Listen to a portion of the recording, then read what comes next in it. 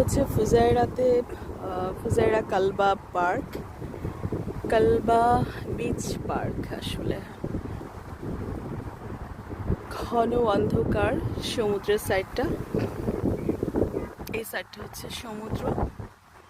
আমরা আসছি আজকে, এখন রাত বাজে 11টা। বারবিকিউ করছে আমাদের ছেলেরা, এই ছোট ভাইরা বারবিকিউ করছে। আর প্রচুর বাতাস, খেজুর গাছের উত্তাল নাড়াচাড়া দেখে বোঝা যাচ্ছে কি পরিমাণ বাতাস, খুব বাতাস, যার জন্য বারবিকিউ করতে অসুবিধা হচ্ছে। ফুজায়রাতে আমার আগে কখনো আসা হয়নি। খোরফাক্কান পর্যন্ত এসেছি, খোরফাক্কান থেকে হাফ এন আওয়ার হচ্ছে ফুজায়রা। তো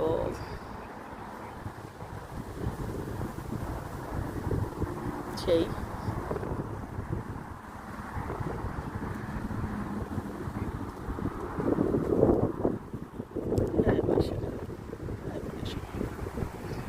সংসার। আমার বাচ্চাদের এখন পরীক্ষা চলছে, একদম দুজনের খুব টাইট পরীক্ষা। আর হচ্ছে ক্যানাডাতে, তো ইনশাল্লাহ আর সপ্তাহখানেকের মধ্যেই আমরা ইনশাল্লাহ আমাদের বাচ্চাদের কাছে যাব। ফুজায়রাতে আমার আসার ইচ্ছা অনেক দিন ধরে।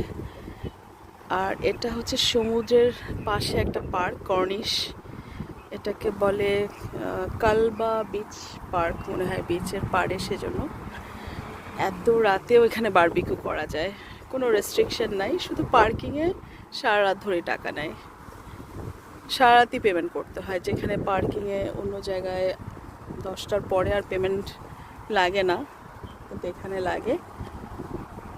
এনিওয়ে, খুব সুন্দর একটা দিন কাটালাম আজকে, সমুদ্রে গোসল করা, বিচে হাঁটা, তারপর বোট রাইডিং, সব কিছু মিলে খুব চমৎকার একটা দিন পার করলাম আলহামদুলিল্লাহ।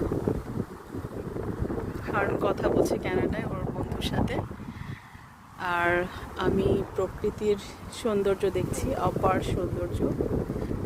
আর হচ্ছে যে গাছটা নাড়াচাড়া করছে,